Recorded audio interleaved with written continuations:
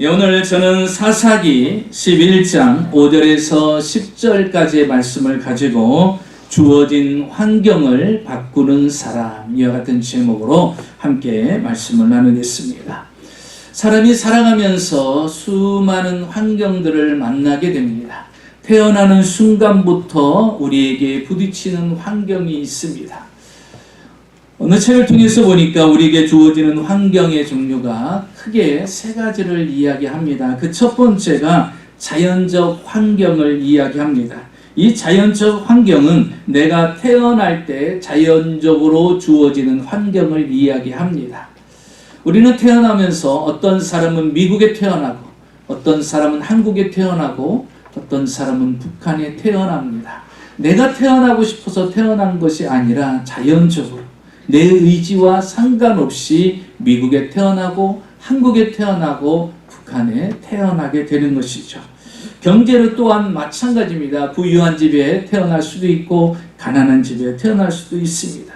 외모 또한 마찬가지죠. 키도 클 수도 있고 작을 수도 있고 잘날 수도 있고 못날 수도 있는 이런 것들입니다.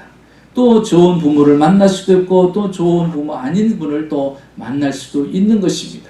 이 모든 것들은 내가 선택할 수가 없는 것이에요. 태어나는 순간 자동적으로 주어지는 것입니다. 그래서 주어지는 이 자연적인 환경이 있고 또 하나는 인적인 환경이 있습니다. 이것은 사람과의 관계 때문에 만들어지는 환경이죠.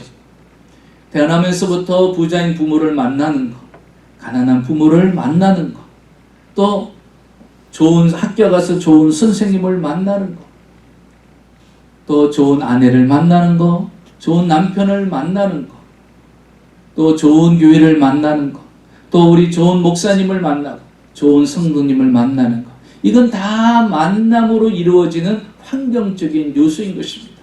그래서 어떤 사람을 만나느냐에 따라서 그 환경이 너무나도 환하게 달라지는 거예요.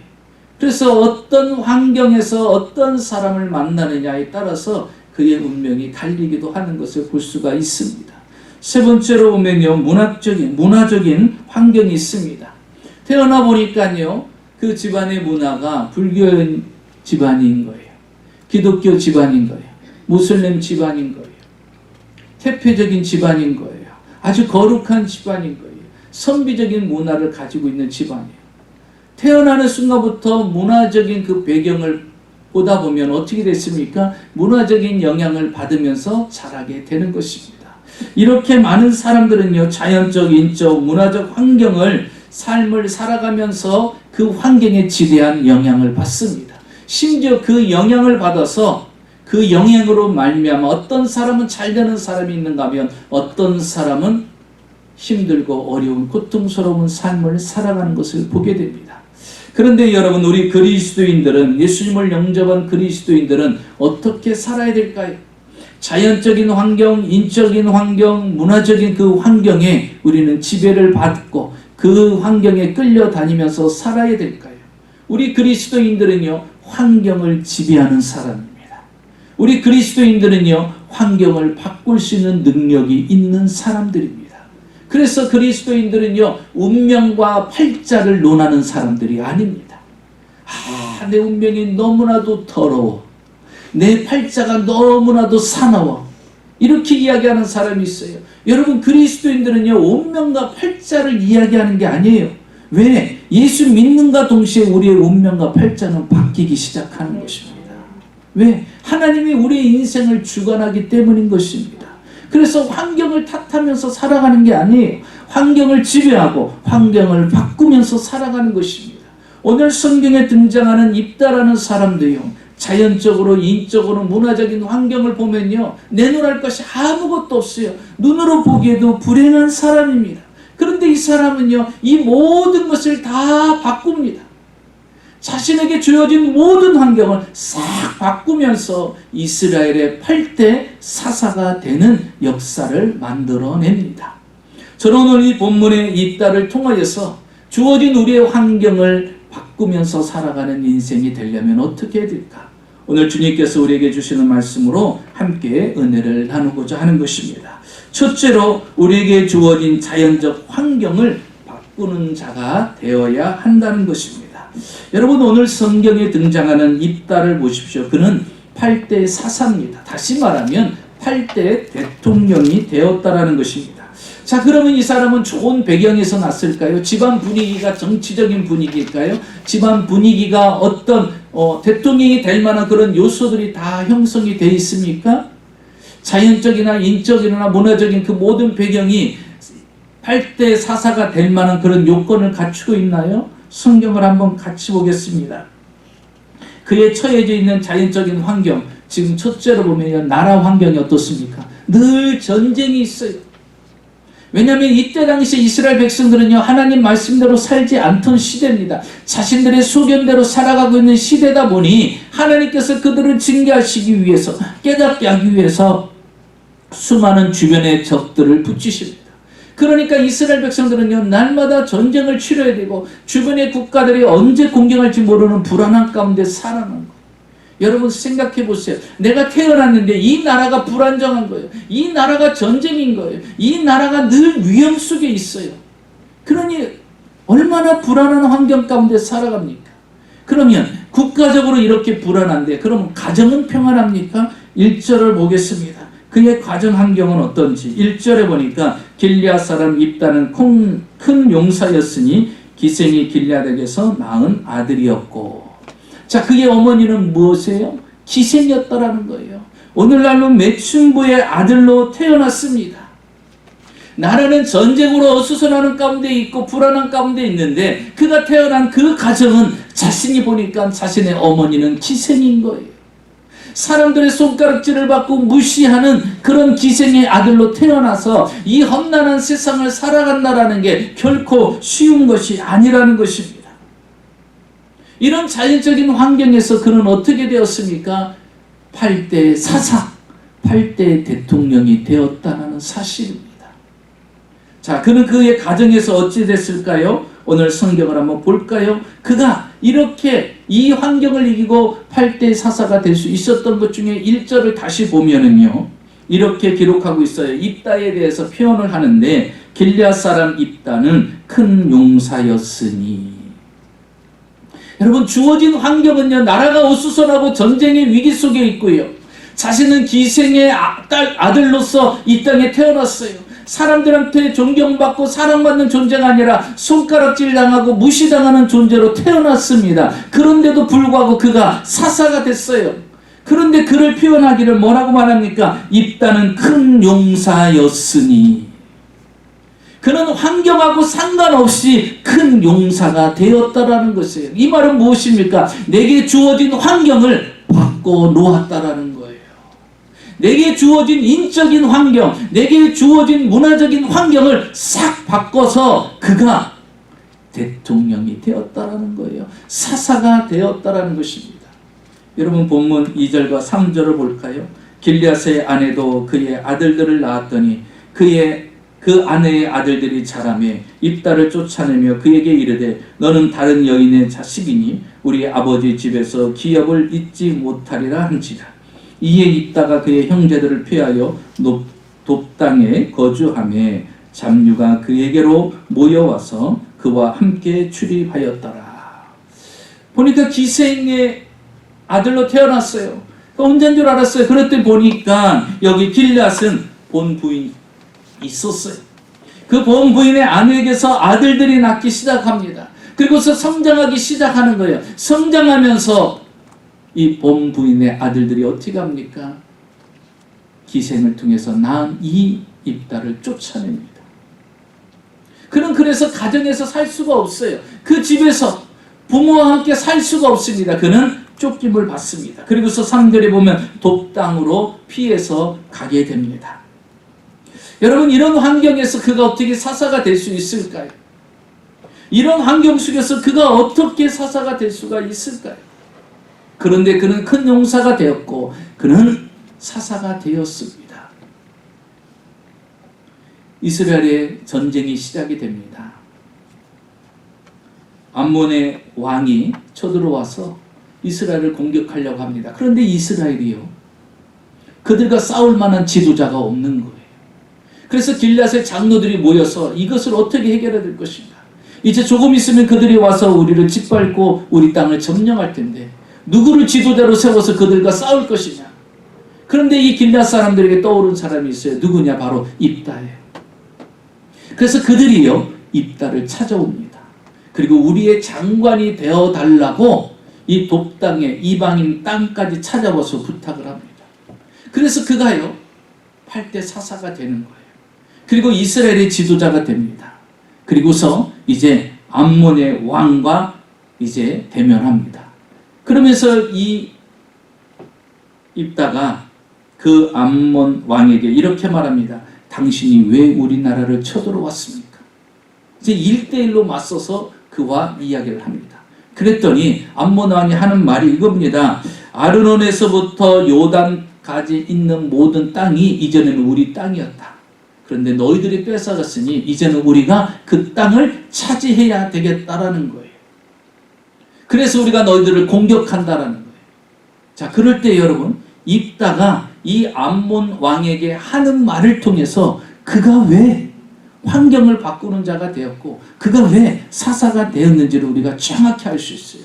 여러분 그가 사사가 될 수 있었던 것은 그가 하나님을 믿는 신앙이 탁월했기 때문인 것이에요. 그래서 여러분 주어진 환경보다 더 중요한 것이 있어요. 우리의 믿음과 신앙이라는 거예요. 하나님을 믿는 믿음과 신앙이에요. 여러분 자식들한테 다른 것은 못 물려줘도 큰 유산은 못 물려줘도 여러분 믿음과 신앙의 유산만을 물려줘도요 그는 사사가 될 수가 있어요. 기생의 아들로 태어났어도 한 나라의 지도자로 바뀌어질 수가 있는 거예요. 그 아이에게 무엇을? 믿음과 신앙을 심어줍니다. 자 보십시오. 기생의 아들로 그 집안에서 쫓겨나서 돕당이라는 이방 땅에서도 살고 있는데 그가 놓치지 않은 것이 있었어요. 그게 뭐냐? 그의 믿음과 신앙이에요. 자 보겠습니다. 21절에서 23절에 보니까 그 왕에게 암몬 왕에게 말합니다. 그 일은 하나님이 하신 일입니다. 그 땅 뺏으러 왔다니까요. 그 일은 이전에 하나님이 하신 일이라는 거예요. 자 21절 보겠습니다. 이스라엘 하나님 여호와께서 시온과 그의 모든 백성을 이스라엘의 손에 넘겨주심에 이스라엘이 그것을 쳐서 그 땅 주민 아모리 족속의 온 땅을 점령하되 아르논에서부터 야복까지와 광야에서부터 요단까지 아모리 족속의 온 지역을 점령하였느니라. 이스라엘의 하나님 여호와께서 이와 같이 아모리 족속을 자기 백성 이스라엘 앞에서 쫓아내셨거늘 내가 그 땅을 얻고자 하는 것이 옳으냐? 여러분 얼마나 담대해요. 왕 앞에 하는 말이 21절에 뭐라 그래요? 이스라엘의 하나님 여호와께서 그럽니다.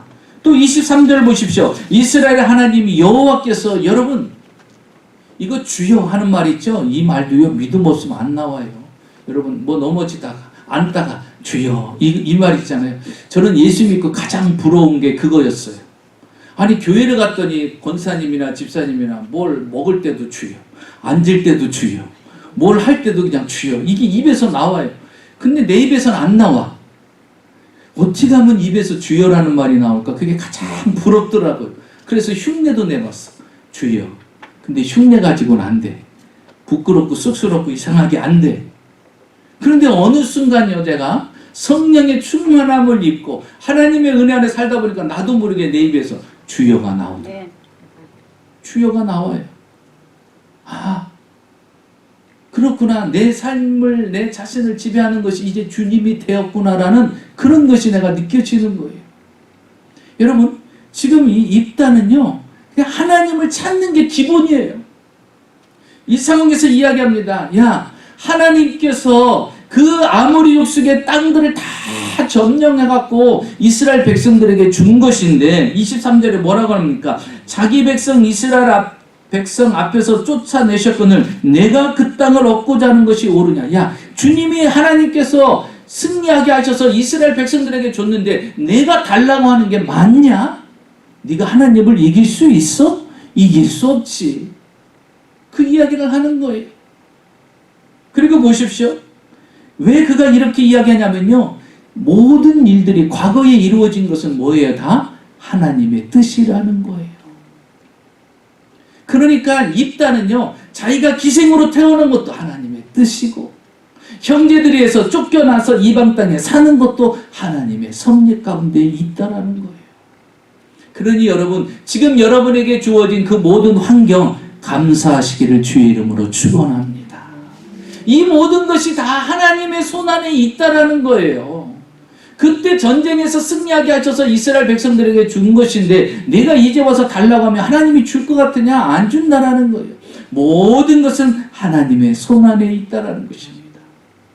그가 두 번째는 이렇게 말합니다. 하나님이 인도하시는 대로 한다는 거예요. 보십시오. 24절. 그 왕에게 이렇게 말합니다. 너희의 신 그모스가 내게 주어 차지하게 한 것을 내가 차지하지 않겠느냐? 우리 하나님 여호와께서 우리 앞에서 어떤 사람이든 쫓아내시면 그것을 우리가 차지하리라. 너희들의 신이 그모스 신이 너희에게 도와줘서 너희가 어떤 나라와 싸워서 이겨서 그 땅을 차지하면 너희들 그거 안 갖겠냐? 같지?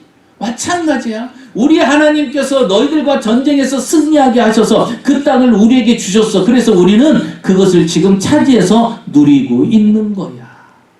이 말은 뭐예요? 현재 상황은 다 하나님의 손안에 있다는 거예요. 그러니 여러분 지금 이 팬데믹 상황 가운데 있는 것도 이것도 하나님의 은혜 안에 있는 걸 믿으시기 바랍니다.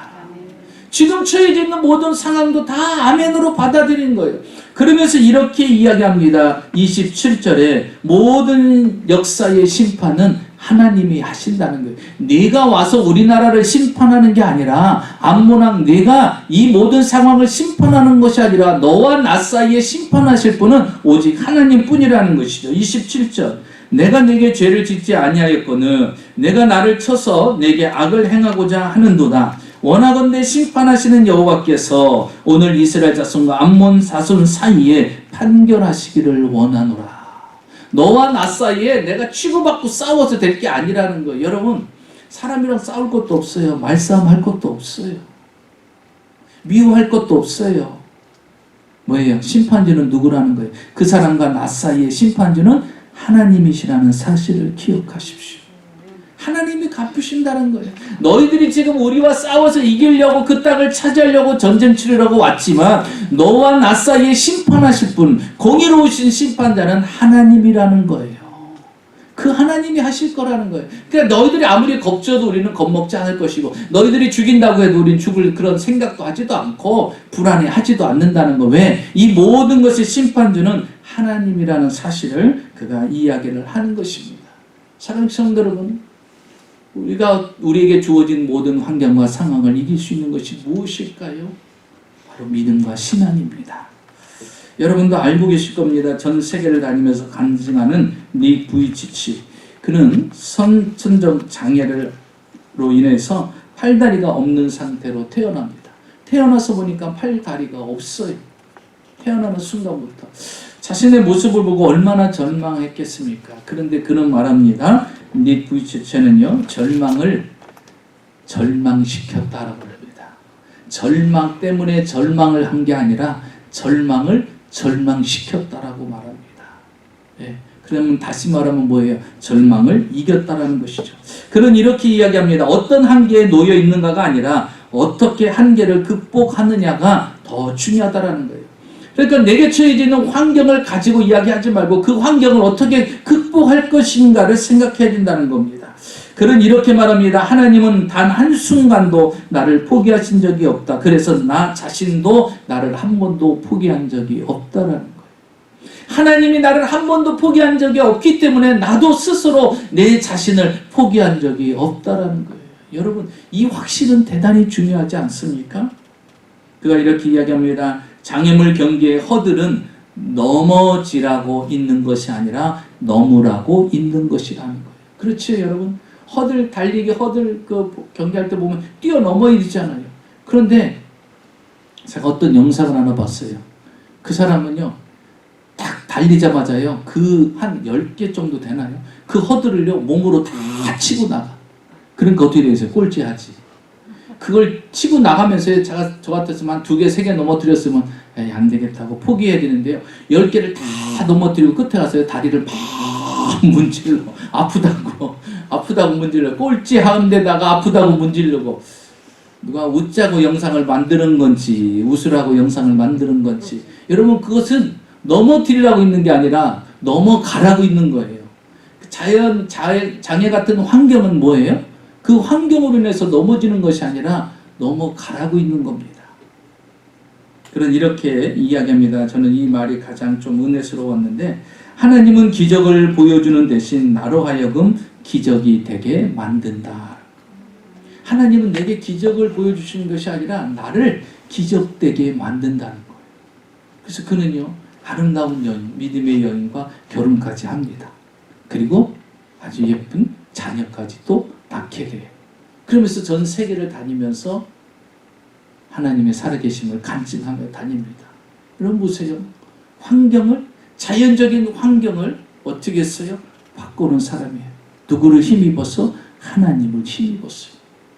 두 번째로 보니까요, 우리에게 주어진 인간적인 모든 환경을 바꾸는 자가 돼야 된다는 것입니다. 어떤 사람은 그래요. 내가 참 복도 지질이 없다고. 남편 복도 없고, 아내 복도 없고, 자식 복도 없고, 만나는 사람마다 복 있는 사람 없고, 나를 다 이용하고 상처만 주는 사람뿐이라고. 나는 사람에 대한 복이 지질이 더 없다라고 이야기하는 분들이 있어요.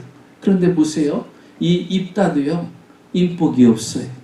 보겠습니다. 성경을 보니까 그 형제들이 어떻게 합니까? 기생의 아들로 태어난 것도 인복이 없는 거죠. 개인적으로 볼 때는. 그런데 그 형제들 보십시오. 2절에 보니까 길리앗의 아내도 그의 아들을 낳았더니 그 아내의 아들들이 자라며 입다를 쫓아냅니다. 이유가 무엇입니까? 우리 아버지 집에서 기업을 잊지 못하게 하리라. 다 싸우는 데는 이유가 뭐가 꼭 걸리죠? 이 돈 문제예요. 돈 문제. 상속 문제예요. 왜냐하면 기생의 아들로 낳았으니 먼저 그가 큰 형이일 거라는 거죠. 이스라엘의 풍속은 무엇입니까? 큰 형이 모든 상속권을 다 갖게 돼 있어요. 그러니까 본부인에게서 난 자녀들이 성장하면서 이제 다 알게 된 거예요. 그러니까 어떻게 해요? 형이 계속해서 있으면 어떻게 돼요? 모든 아버지의 재산을 가져가게 생겼어요. 그러니까 지금이라도 늦지 않으세요. 쫓아내자. 그래갖고 형제들이 단합을 해서요, 이 입다를 집에서 쫓아내버립니다. 돈 때문에 쫓아내는 거예요. 자, 그런데 동네 사람들은 어떻게 합니까? 이 입다를 불쌍히 여깁니까? 아니에요. 7절에 보니까 너희가 전에 나를 미워하며 내 아버지 집에서 쫓아내지 아니하느냐. 형제들이 쫓아내는데 길앗 주변에 있는 장로들까지도, 주변의 사람들까지도 합심해갖고 입다를 쫓아냅니다. 같이. 그러니까요, 뭐라고 해요? 복도 참 지질이 없다. 어떻게 내게 붙는 사람마다 나에게 해를 끼치고 아픔을 주고 고통을 주고 나를 무시하고 나한테 이렇게 대할 수 있을까? 이런 생각을 가질 수가 있습니다. 그런데 그가 어디로 피합니까? 도비라는 땅으로 피해서 갑니다. 그런데 거기서 누구를 만나요? 잡류들을 만납니다. 깡패. 이런 사람들을 만나는 거예요. 그러니까 그의 삶을 보면요, 사람의 만남의 축복은 전혀 없는 것 같아요. 그렇죠? 사람이 도와줄 사람도 없어요. 같이 함께할 사람도 없는 것 같아요. 그렇게 인적인 환경이 좋은 환경이 아닙니다. 그런데요, 반전의 역사가 일어납니다. 오늘 성경 5절과 6절을 볼까요? 그런데 여러분, 이 반전의 역사는 무엇으로 바뀌어지느냐? 우리의 믿음과 신앙으로 바꿔지는 거예요. 그 환경은 누가 만드냐? 하나님이 만드십니다. 자, 보세요. 그가 도비라는 이방인의 땅에 가서 이제 형제들에 의해서 쫓겨나서 그 땅에 머무를 수가 없어요. 그러니까 도비라는 이방인의 땅에 가서 거기서 잡류들과 깡패들과 건달들과 같이 지내고 있는 거예요. 그런데 그 길앗 자기 고향에서 장로들이 찾아옵니다. 5절, 6절 볼까요? 암몬 자손이 이스라엘을 치러 할 때에 길앗 장로들이 입다를 데리러 오려고 돛당에 가서 입다에게 이르되 우리가 암몬 자손과 싸우려 하니 당신은 와서 우리의 장관이 되라 하니. 여러분 보세요. 이래도 인복이 없습니까? 여러분, 사람은 모르는 거예요. 그래서 끝까지 포기하면 안 됩니다. 인복이 없는데요, 갑자기 사람들이 와서 뭐라고 말합니까? 이 길앗 장로들이 와서 우리의 장관이 되어달라는 거예요. 이 말은 뭐예요? 우리의 우두머리가 되어달라는 거예요. 우리의 대통령이 되어달라는 거예요. 여러분 옆에 사람한테 이야기하십시오. 사람 팔자 한순간입니다. 자, 옆에 분한테 가르쳐 주세요. 자, 사람 팔자 한순간입니다. 나 무시하지 마세요. 그 말까지 하세요. 사람 팔자 한순간이에요. 무시하면 안 돼요. 자, 보세요. 독당에서 건달들과 깡패들과 지내고 있는 그들이 이스라엘의 8번째 사사가 될 거라고 누가 생각합니다. 그런데 그 환경을 누가 만들어요? 하나님이 만들어요. 암몬 자손이 갑자기 쳐들어왔어요. 그런데 그들과 싸워 맞설 수 있는 지도자가 없는 거예요. 그런데 그들은 입다를 어떻게 알고 있죠? 큰 용사로 알고 있는 거예요. 그래서 그를 찾아옵니다. 그러면서 자신의 장관이 되어달라는 거예요. 여러분, 인간은요 얼마나 교묘한지요. 달면 삼키고요, 쓰면 뱉어버립니다. 지금 상황이 그러니까 지금 입다를 데리고 와서 뭐예요? 당신이 전쟁의 맨 앞에 서서 우리 대신 싸워달라는 거예요. 뭐예요? 총바지, 칼바지가 화살바지가 되어달라는 거예요. 이기면 다행이지만 죽을 수도 있지만 하여튼 우리의 우두머리가 되어달라는 거예요. 그 속을 다 알아요. 그 알면서도 그가 하는 말이 중요합니다. 여러분, 오늘 구절을 볼까요? 입다가 이렇게 얘기합니다. 입다가 길앗 장로들에게 이르되 너희가 나를 데리고 고향으로 돌아가서 암몬 자손과 싸우게 할 때 만일 여호와께서 그들을 내게 넘겨주시면 내가 과연 너희의 머리가 되겠느냐. 그래, 내가 암몬 자손과 가서 전쟁을 할 거야. 그런데 만일 여호와께서 그를 내게 넘겨주시면 과연 내가 너희의 머리가 될 수 있느냐, 내가 너희의 지도자가 될 수 있느냐, 지도자로 인정하겠느냐, 이걸 물어봅니다. 그런데 여러분, 중요한 게 뭐냐면, 그래, 너희들 사람 이제서 알아보는구나. 야, 너희들이 진짜 사람 이제 알아보는. 그렇지, 내가 능력 있는 자야. 내가 그래도 큰 용사 아니냐. 너희들이 이제 눈 떠가지고 내가 얼마나 대단한 존재인지를 이제 알았구나. 그러면 그렇지. 그래, 가자. 내가 그 암몬 자손 쪽이야. 내가 간단하게 해결하지. 이렇게 폼잡지 않아요. 이렇게 교만하게 안 하잖아요. 뭐라고 말합니까? 여호와께서 그들을 내게 넘겨주시며. 그러니까요, 이 입다는요 온전히 하나님 신앙이에요. 내가 전쟁에 나가는데 암몬 자손과 싸우는데 하나님이 나를 하여금 그 암몬 자손과 이기게 해주신다면 너희는 나를 지도자로 삼을 수 있겠느냐 그러는 거예요. 여러분 보세요. 사람의 수준이, 환경이 한순간에 확 바뀝니다. 자, 보십시오. 10절에 뭐라고 말합니까? 길앗 장로들이 입다에게 이르되 여호와는 우리 사이의 증인이시니 당신의 말대로 우리가 그렇게 하리라. 하나님을 두고 맹세합니다. 그렇습니다. 당신이 나가서 전쟁에서 승리를 거두면 우리가 당신을 지도자로 삼겠습니다. 결국 어떻게 됐어요? 전쟁에서 승리를 거두고 그는 8번째 이스라엘의 사사가 된 것을 믿으시기 바랍니다. 여러분 보세요. 사람이 없다고, 나는 좋은 사람이 안 붙어, 나는 이복도 없어 라고 하지 마세요. 여러분, 때가 되면 사람이 여러분을 찾아옵니다. 돕는 사람이 붙여져요. 돕는 사람이 붙여지고요. 협력하는 사람이 붙여지고요. 도와줄 사람이 여러분에게 붙여집니다. 그러려면 어떻게 돼요? 우리가 믿음 안에 살아가야 됩니다. 여러분, 이스라엘 백성들 보세요. 아주 불평과 원망이요 입에 달고 살아요. 40여 년 동안 그들이 한 게 무엇일까요? 하나님을 향해서 원망하고 불평하는 것. 여러분, 신앙생활 하면서도요 입에 감사와 찬양이 아니라 불평과 원망으로 가득 찬 사람이 있어요.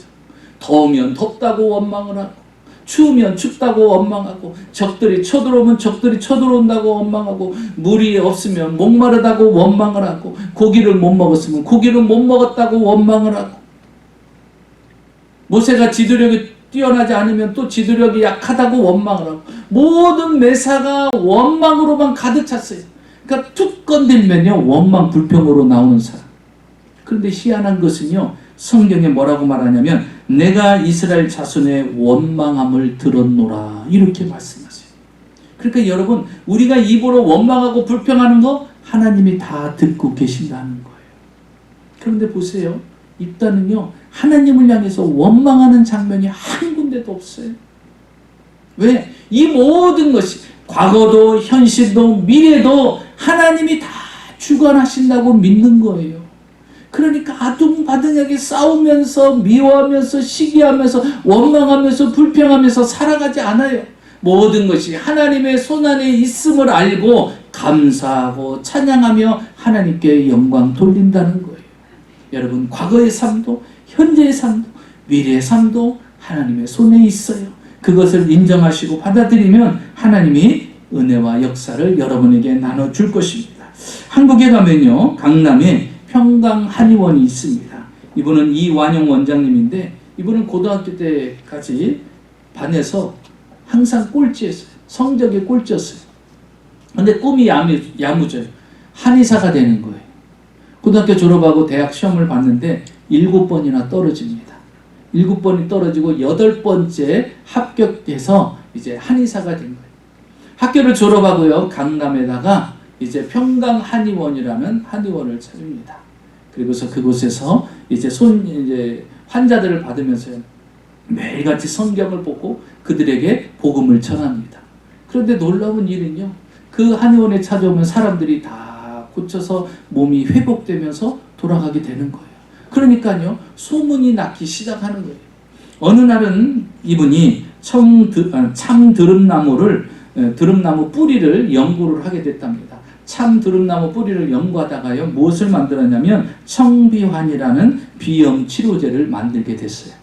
하나님이 주시는 지혜를 가지고서 이 청비환을 만들었어요. 근데 이 청비환을요, 비염 환자들한테 사용하니까 다 치료가 되는 거예요. 이 소문이 대한민국 전국에 다 퍼지기 시작하는 거예요. 그러니까요, 이 청비환을 사기 위해서요, 전국에서 몰려오는 거예요. 또 침 맞고 또 환자들이 또 몰려오기 시작하는 거예요. 얼마나 많이 오는지요, 매일같이 저녁마다 10시에 문을 닫아야 돼요. 그것도 이제 돌려보내야 될 정도로, 그 정도로 전국에서 사람들이 몰려오기 시작합니다. 지금은 포천에요, 125에이커예요. 그러니까 한 15만 평 정도 되죠. 어마어마한 그런 땅을 구입해 갖고 약재를 직접 재배하면서 한다고 합니다. 하나님이 그렇게까지 축복해 주셨어요. 이분이 이렇게 간증을 합니다. 꼴찌였던 저를 강남에서 첫째가 되게 만드셨습니다. 한의원의 첫째가 되게 만드셨어요. 그런데 고등학교 때까지 그럼 뭐였어요? 꼴찌였어요. 근데 하나님이 그를 첫째로 만들더라는 거예요. 사랑하는 성도 여러분, 환경을 바꿀 수 있는 것이 무엇일까요? 하나님의 도우심인 것입니다. 그래서 우리의 믿음과 신앙이 하나님 앞에 굳건히 서 있어야 돼요. 마지막으로 중요한 것이 있습니다. 우리 주위의 환경을 그리스도의 문화로 바꿔야 된다는 것이에요.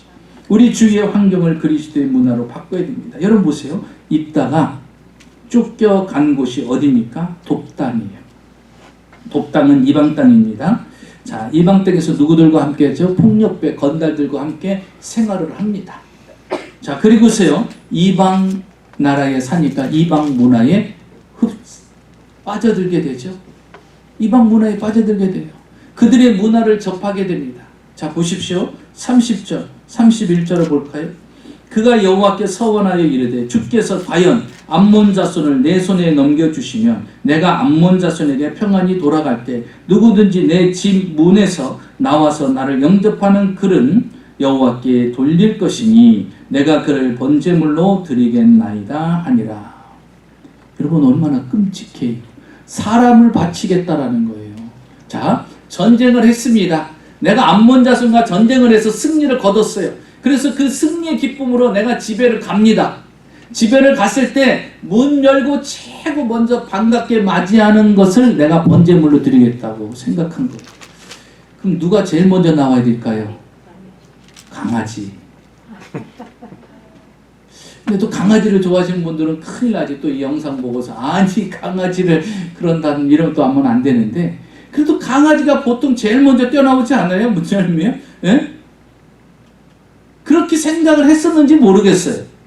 그런데 자기 외동딸이 나오는 거예요. 제일 먼저 외동딸이 아빠 왔냐고, 살아서 왔다고 막 좋아서 막 오는 거예요. 여러분, 뒷일도 생각 안 하고 이렇게 생각합니다. 그런데 입다가요, 뭐라고 이야기합니까? 30절을 다시 보세요. 여기 중요한 말이 있어요. 그가 여호와께 서원하여 가로되. 여러분, 하나님을 믿는 사람이에요.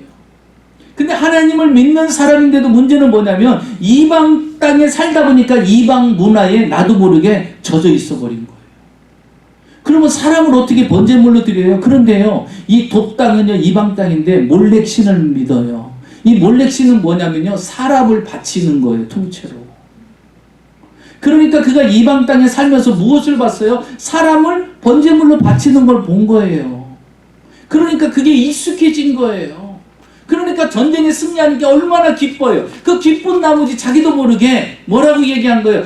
제일 먼저 나오는 사람을 바치겠다라는 거예요. 여러분, 우리가요, 하나님을 믿어도요, 세상의 문화에 빠지면 안 돼요. 세상의 문화가 지금 들어온 거예요. 세상의 풍습이 그게 들어온 거예요. 그래서 그게 마치 아무렇지도 않은 것처럼 사람 드리는 것을. 여러분, 오늘날 그리스도인들이요, 하나님을 믿으면서요, 세상의 문화를 받아들입니다. 특별히 동성애. 여러분, 하나님의 창조 질서를 무너뜨리는 거예요. 가정의 질서를 무너뜨리는 거예요.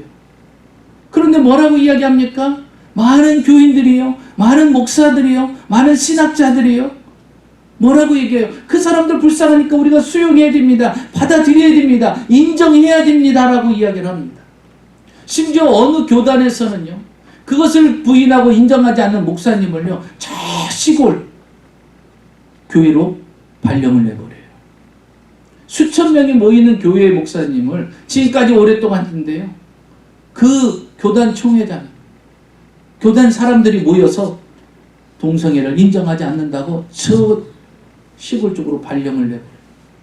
LA의 애틀란타의 한국교회 목사님들이 그렇게 발령을 받았어요. 애틀란타 쪽에 있는 교회는 교인들이 반대해서 끝까지 우리 목사님 지키겠다, 올바른 말씀을 전하는데 왜 그러냐 해서 그분은 다른 LA 지역은 머무르게 되고, 이 애틀란타 지역에 있는 목사님은 다른 곳으로 가게 되는 일이 있어요. 그런데 그게 아직도 안 끝났어요. 여러분, 물론 그분들 우리가 수용해야 돼요. 품어야 돼요.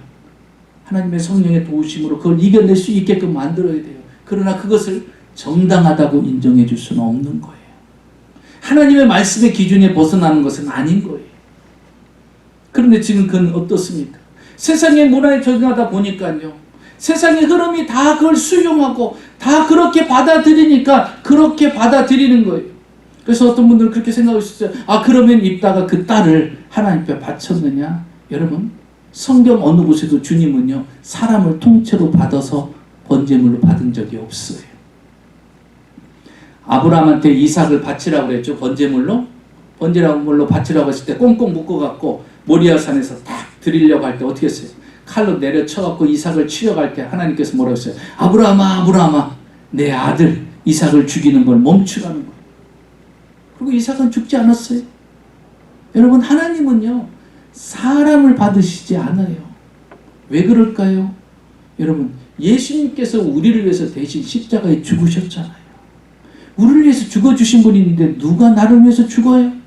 죽을 사람이 어디 있어요? 죽일 필요도 없는 거예요. 이미 주님께서 우리를 위해서 십자가에 죽어주시고 우리 인생의 모든 죄를 다 짊어지셨어요. 단번에 우리의 화목제물이 되셨어요. 그렇기 때문에 더 이상의 사람의 제물이 필요하지 않는 거예요.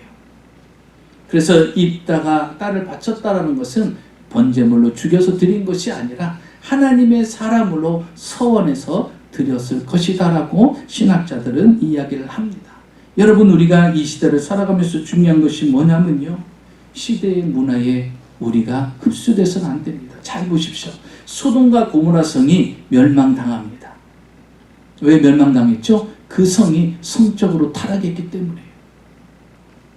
그런데 여러분, 이 문화라는 것이 얼마나 무서운지, 성적으로 타락해서 하나님이 할 수 없이 이 땅을 불로 심판합니다. 그래서 아브라함의 조카 롯은요, 그곳에 살고 있었어요. 두 딸과 와이프와 함께. 그런데 이제 결혼한 사위될 두 사위도 있었어요. 그런데 심판할 때가 다가왔는데 사위는 어떻게 해요? 농담으로 여기고 거기 나오질 않습니다. 부인은 뭔가 아쉬운 게 있었고 뒤를 돌아보다가 수금기둥이 됐어요. 그리고서 이 불로 심판하기 전에 이 조카 롯하고요, 두 딸은요, 소알산을 향해서 달려갑니다. 그곳에 달려가면서 그들은 봅니다. 이 소돔과 고모라 성이 하나님의 심판을 받아 불로 태워지는 것을 소알산에서 그들은 지켜봅니다. 그리고 난 뒤에 롯하고 두 딸만 남습니다. 그런데 이 두 딸이 무슨 일을 행합니까? 어느 날 아버지를 술을 먹입니다. 그리고 이 두 딸이 어떻게 했죠? 아버지와 함께 동침을 합니다. 여러분, 상상이 가요? 생각할 수 있는 일이에요? 생각할 수 없는 일이에요. 어떻게 큰딸, 둘째 딸의 큰 자녀들이 아빠를 술 먹여놓고 아빠와 동침할 생각을 하냐는 거예요. 그런데 여러분, 이 문화가 무서운 거예요. 그래서 왜냐하면 이 소돔과 고모라 성에서요, 성적인 타락, 여러분, 하나님이 웬만하면 그 성을 불로 심판하겠어요? 성적으로 얼마나 타락하고 동성애로 얼마나 타락했으면 하나님이 더 이상의 기회도 주지 않고 불로 심판하신 거예요. 그 정도로 타락했어요. 그러니 여러분, 그 타락한 도시에서 보고 자라고 듣고 한 아이들이 본 게 뭐예요? 성적인 타락의 환경을 본 거예요. 그러니까 아버지를 술 먹이고 아버지와 동침하는 게 이상하지 않은 거예요. 죄처럼 느껴지지 않는 거예요. 왜? 그런 환경에서 자랐고 그걸 보고 듣고 행하면서 살았기 때문에 이상하지 않은 거예요.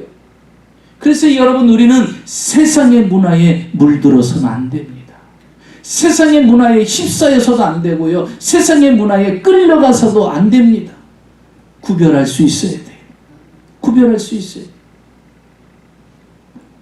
여러분, 레바논은요, 원래 기독교 국가였어요. 근데 지금은 어떻습니까? 이슬람 국가로 바뀌었어요. 중동 지역에서 유일한 기독교 국가가 레바논이었어요. 이 레바논은요, 경제적으로 부유했고 중동의 금융업의 중심이었습니다. 중동의 파리라고 할 정도로 그렇게 부강하고 화려한 나라였어요. 그러다 보니까 이 자신들의 문화를 모든 사람들이 좀 와서 배우기를 원해서 국경을 개방합니다. 그러다 보니까요, 주변에 있는 무슬림의 자녀들이 레바논에 유학을 오기 시작합니다. 레바논 대학이 아주 유명하거든요. 그래서 유학을 와서요, 공부를 합니다. 그러면 공부를 마쳤으면 자신의 나라로 돌아가야 되는데 그 레바논에서요, 머무르는 거예요. 그리고 직장을 잡습니다. 그리고 그곳에서 결혼을 합니다. 여러분, 이 레바논은요, 그때 당시 67%가 기독교인이었어요. 대단한 거 아닙니까? 여러분, 67%가 기독교인. 그러니까 기독교 국가라고 할 정도잖아요. 그런데요, 이 무슬림 사람들이 와서 공부를 하고 이제 고향으로, 나라로 안 돌아가고 거기서 살면서 결혼합니다. 그런데 무슬림은 어때요? 일부 다처예요. 기독교인은요, 일부 일처잖아요. 그러니까 기독교인들은 결혼해서 아이를 낳아도 1명, 많으면 3명이에요. 근데 무슬림 사람들은요, 일부 다처니까 몇 명이에요? 10명까지나. 그런데 여러분 생각해보세요. 10년이라는 세월이 지나면요, 기독교인이 숫자가 많겠어요? 무슬림 숫자가 많겠어요? 무슬림 숫자가 많아지는 거예요. 더 많아지기 시작하는 거예요. 여러분, 우리 대한민국 백이민족 흰옷도 못 입어 이제. 왜? 백이민족이 아니에요. 온 사방의 나라 사람들이 다 들어와서 살잖아요. 온 사방의 종교들 다 들어와요. 여러분 보세요. 70년대 가서는요, 요르단에서 무슬림이 들어옵니다. 그리고 이 레바논은요, 팔레스타인 난민들을 수용합니다. 주변의 무슬림 국가에서도요, 이 팔레스타인 난민들을 거절했거든요. 근데 이 레바논만은요, 팔레스타인 무슬림들을 받아들입니다. 난민들을. 그런데 더 놀라운 것은요, 이 팔레스타인 무슬림 난민들이 들어와서 이 레바논에 있는 무슬림들과 같이 연합을 합니다. 그리고서 기독교인들을 탄압하기 시작해요. 더 이상 이 땅에서 뭐예요? 굴러온들이 박힌 돌 빼내기 작전을 하는 거예요. 이 땅에서 기독교인들을 몰아버리죠. 그래서 이 팔레스타인 난민들, 무슬림과 레바논 무슬림들이 같이 협력해서 기독교인들을 탄압하기 시작하는데 제일 먼저 간 곳이 어디냐? 교회예요. 주일날 예배드리는 곳에 가서 총을 쏘기 시작합니다. 그 자리에서 4명이 사망하고 10명이 부상당하는 일이 생깁니다. 그때부터 기독교인들은요, 그곳에 머무를 수가 없게 되는 상황이 돼요. 그리고 그 레바논은요, 무슬림의 나라로 바뀌어지기 시작해서 오늘날은요, 무슬림 국가가 되어버립니다. 여러분 보세요. 67%의 기독교가 어떻게 바뀔 수가 있을까요? 문화의 영향입니다. 여러분, 하나님께서 왜 성전을 만드시라고 했을까? 왜 성막을 만드시라고 했을까? 교회 중심, 성경 중심의 삶을 살으라는 거예요. 그리고 그 교회, 네가 성전을 향해서 기도할 때 내가 들어줄 것이고 너희들이 이곳에 와서 예배드릴 때 하나님이 만나 주시겠다고 말씀하신 거예요. 여러분, 우리가 온라인 예배요, 유튜브를 통해서 예배 드릴 수도 있어요. 세상의 문화가 지금 그렇게 흘러가고 있어요. 교회 안 오고 온라인을 통해서 예배 드릴 수 있어요. 여러분, 환자들이고 아파서 여태까지 몸이 불편해서 올 상황이 못된 분들을 위해서는 그게 필요합니다. 그러나 내게 건강을 주셨고 내게 힘을 주셨고 그랬으면 우리는 어떻게 해야 돼요? 하나님의 전에 와서 예배를 드려야 돼요. 세상의 흐름이, 세상의 환경이 그렇다고 해서 여러분 그것을 맞다라고 쫓아가서는 안 돼요. 여러분 보세요. 영국이 어떻습니까? 지금 영국의 그 화려하고 멋지게 지은 모든 성전들이 다 지금 어떻게 됐어요? 다 넘어갔어요. 모슬렘한테 팔리고 술집 바로 팔리고, 그래서 겉으로 볼 때는 웅장한 성전인데 들어가면요 술 팔고 있어요. 들어가 보면요 다른 종교가 행사를 하고 있어요. 겉에만 교회, 겉에만 교회. 성전을 찾지 않아요. 여러분, 우리가 이제 그 유혹에 넘어가다 보면 어떻게 되면 성전은 중요하지 않아. 그래서 유튜브 성전이 생기기 시작해. 이제 그 유튜브 성전으로 몰리기 시작해요. 그래서 이 교회의 중요성을 잃어버리게 됩니다. 어디서 예배 드리는 거나 똑같이 중요하지. 그렇다고 해서 유튜브 예배가 잘못됐다라는 거 아니에요. 그 성전이 잘못됐다라는 거 아니에요. 그게 지금 흐름이 그래요. 시대가 그렇게 흘러갑니다. 그러나 그럼에도 불구하고 우리가 놓치지 말아야 될 것이 있어요. 그 문화에 휩싸여서는 안 된다는 거예요. 물론 우리가 예배 드릴 수 없는 환경이고 상황이라면 유튜브를 통해서라도 예배를 드려야 되죠. 그러나 우리는 분명히 성전이 있어요. 예배 초소가 주변에 수없이 많이 있습니다. 그럼에도 불구하고 거기에 현혹돼서 우리 신앙이 나태해지면 안 된다는 것이에요. 자 보세요. 그런 환경 속에서도 이 입다가 놓치지 않은 게 무엇입니까? 그게 믿음과 신앙이라는 거예요. 여러분, 우리에게 주어진 모든 환경을 바꿀 수 있는 것이 무엇입니까? 여러분의 믿음과 신앙입니다. 환경은요, 오늘도 우리는 지배할 수 있습니다. 오늘도 바꿀 수 있습니다. 여러분의 믿음과 신앙이 세상과 타협하지 아니하고 오직 하나님만을 따라가는 진정한 믿음의 사람들이 되시기를 주의 이름으로 축원합니다.